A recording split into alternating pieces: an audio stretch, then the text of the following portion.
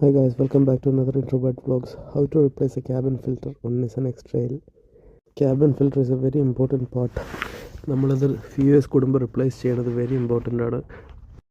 Cabin filter dirty ആണെങ്കിൽ നമ്മൾ കാറിൻ്റെ ഉള്ളിൽ ശ്വസിക്കുന്ന എയറിൻ്റെ ക്വാളിറ്റി ഭയങ്കര പൂറായിരിക്കും. അതുകൊണ്ട് അത് റിപ്ലേസ് ചെയ്യുന്നത് വെരി ഇമ്പോർട്ടൻ്റ് ആണ്. ക്യാബിൻ ഫിൽറ്റർ ലൊക്കേറ്റ് ചെയ്തിരിക്കുന്നത് ക്ലച്ച് പെഡലിൻ്റെ സൈഡിലാണ്. അത് റിമൂവ് ചെയ്യാനായിട്ട് ഞാൻ കുറച്ചും കൂടെ ആക്സസിബിലിറ്റിക്ക് ഈ സൈഡിലെ കിക്ക് പാനലും കൂടെ ഊരുകയാണ്. ഈ കാണുന്ന ക്ലിപ്പ് പൊട്ടാതെ വേണം നമ്മൾ ഊരാൻ. തിരിച്ച് റിപ്ലേസ് ചെയ്യുമ്പോഴും ആ ക്ലിപ്പിലേക്ക് ആ പാനൽ ആദ്യം ലാച്ച് ചെയ്തിട്ട് ക്ലിപ്പ് ചെയ്യുന്നതാണ്.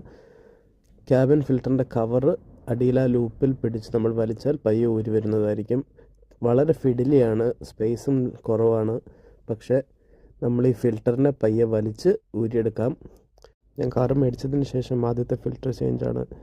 This filter is very dirty. ഇതിൽ നിന്ന് പൊടിയൊക്കെ പറക്കുന്ന കാണാം. ഈ ഫിൽറ്റർ ചേഞ്ച് വെരി നെസസറി ആയിരുന്നു. നമ്മൾ ഫിൽറ്റർ ഊരുമ്പോൾ എപ്പോഴും ആ ആരോ ഏത് ഡയറക്ഷനിലേക്കാണ് പോയിൻ്റ് ചെയ്തിരിക്കുന്നതെന്ന് നോട്ട് ചെയ്യുന്നതാണ്. പുതിയ ഫിൽറ്റർ ആഡ് ചെയ്യുമ്പോൾ അതിലെ ആരോയും ആ സിമിലർ ഡയറക്ഷനിലേക്ക് പോയിൻ്റ് ചെയ്ത് നമ്മൾ ഇൻസ്റ്റാൾ ചെയ്യണം. ഇതാണ് ഫിൽറ്റർ ഹൗസിങ്. വളരെ ഡിഫിക്കൾട്ട് പ്ലേസാണ് ഇതിൻ്റെ. ഫുട് പെഡലിൻ്റെ അടിയിലായതിനാൽ നമ്മൾ കുറച്ച് ഫിഡിലിയാണ് തിരിച്ച് ഇൻസ്റ്റാൾ ചെയ്യാനും. ഫിൽറ്റർ ഞെക്കി വേണം തിരിച്ച് കയറ്റാൻ. ഞെങ്ങുമ്പോൾ കേടാവും, ഡാമേജ് ആവുമെന്ന് പേടിക്കേണ്ട ആവശ്യമില്ല. നമ്മൾ ഇത് രണ്ട് കൈൻ്റെ ആവശ്യമുണ്ട്, അതുകൊണ്ട് ഞാൻ കൈ ഇവിടെ സ്വിച്ച് ചെയ്തതാണ്. ബട്ട് നമ്മൾ പയ്യെ സ്ക്വീസ് ചെയ്ത് നടുക്ക് സ്ക്വീസ് ചെയ്യുകയാണെങ്കിൽ കുറച്ചും കൂടി ഈസിയായിട്ട് ഐ ഫൗണ്ട് ഇറ്റ്. പയ്യെ ഇങ്ങനെ ഞെക്കി കയറ്റിയിട്ട് അത് കറക്റ്റ് പൊസിഷനിലാണെന്നും കൂടെ ചെക്ക് ചെയ്യണം. ഒരു ഫോൺ ഓർ ക്യാമറ യൂസ് ചെയ്ത് ഡബിൾ ചെക്ക് ചെയ്യുന്നത് നല്ലതായിരിക്കും. ബിക്കോസ് നമുക്ക് ഫിസിക്കലി അവിടെ പോയിൻ്റ് കാണാൻ പറ്റില്ല. ഇവിടെ കാണാം ഫിൽറ്റർ കറക്റ്റ് ഹൗസിങ്ങിൻ്റെ ഉള്ളിൽ കയറിയിട്ടില്ല. അതുകൊണ്ട് ഞാൻ ഒന്നും കൂടെ റീട്രൈ ചെയ്ത് ഇതേമാതിരി പെർഫെക്റ്റായിട്ട് എല്ലാം അലൈൻ ചെയ്ത് കയറി എന്ന് ഉറപ്പ് വരുത്തിയിട്ട് വേണം നമ്മൾ തിരിച്ച് കവറിട്ട് സെക്യൂർ ചെയ്യാൻ.